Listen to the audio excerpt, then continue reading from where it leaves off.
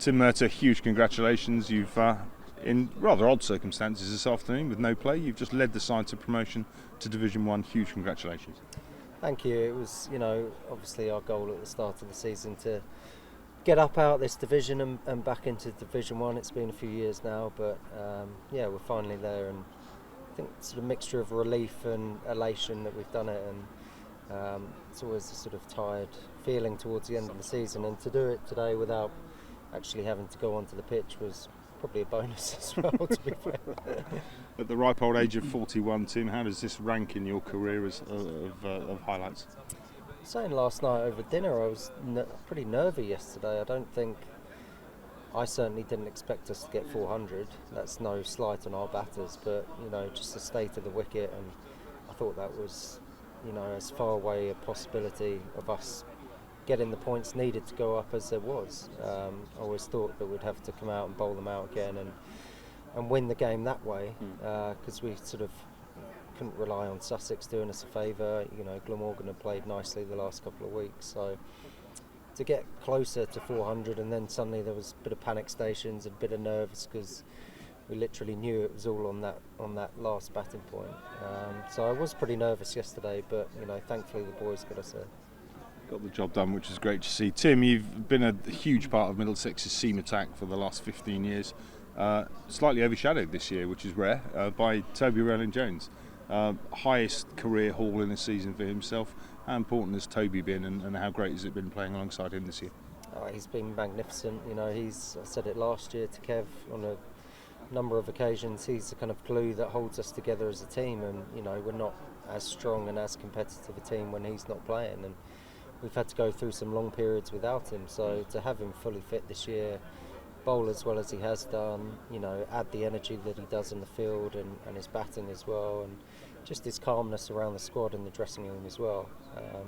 He's such a massive influence for us. So really happy for him to have taken so many wickets, and he's the bloke that we look to take a wicket any time we need one throughout the year, and he's been great.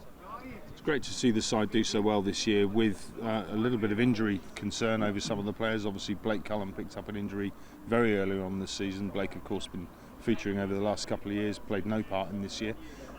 Next year into Division 1, obviously you'll go into that with a very similar looking seam unit, but obviously Blake will come back in, Helmy will obviously come back in.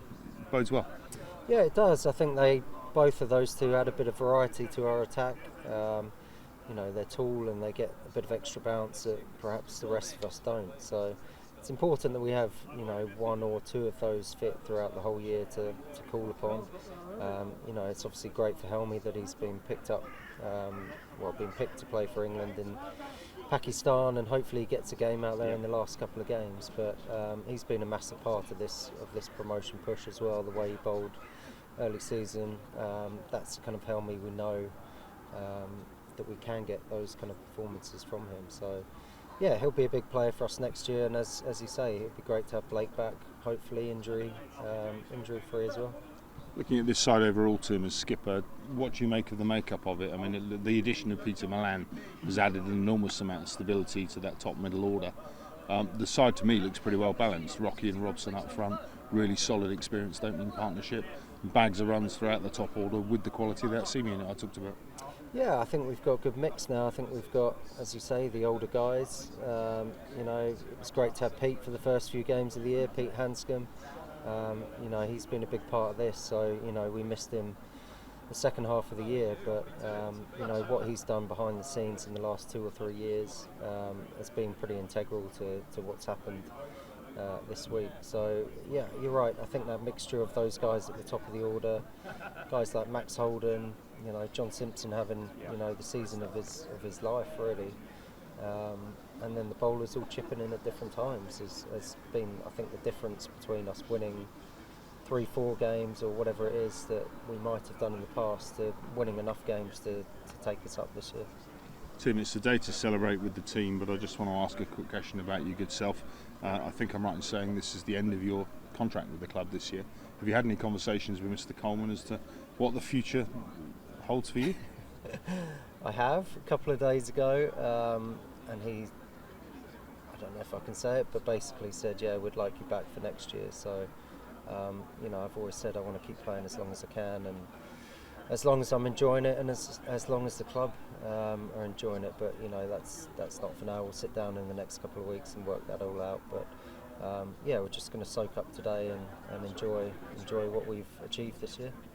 Well, that's certainly just given me an excuse for another beer tonight. So congratulations on that, team. Hugely well done this year. It's been a fabulous year. Enjoy your evening. Thank you. Cheers.